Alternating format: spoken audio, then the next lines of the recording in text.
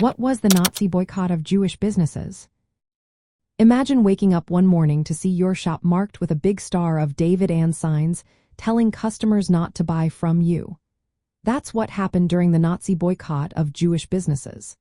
It was the first nationwide, officially organized attack on Jewish economic life in Germany. It took place on April 1, 1933, just a few months after Adolf Hitler and his Nazi party took control of the government. The Nazis wanted to make it clear that they saw Jews as enemies and wanted to push them out of society. The Nazi leadership claimed the boycott was a response to false stories spread by Jews that hurt Germany's reputation.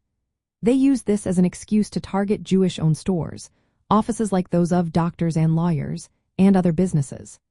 Nazi paramilitary groups called the Sturmabteilung, or SA, also known as brown shirts, stood outside Jewish shops, blocking customers and intimidating people.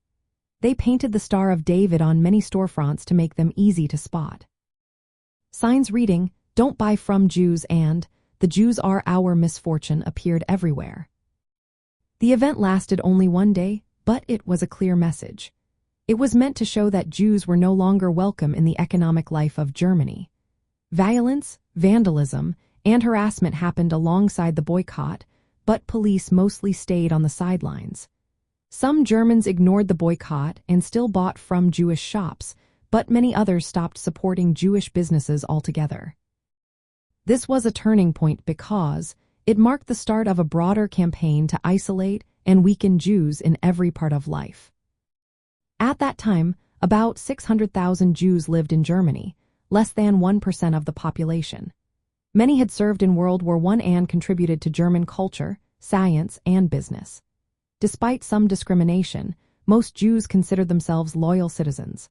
The boycott shattered the illusion that Jews could be safe and marked the beginning of increasingly harsh laws and actions.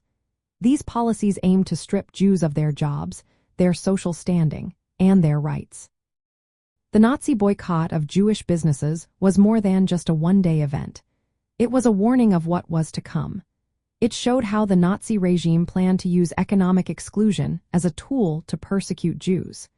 This event was a step toward the even more aggressive policies that would eventually lead to the Holocaust.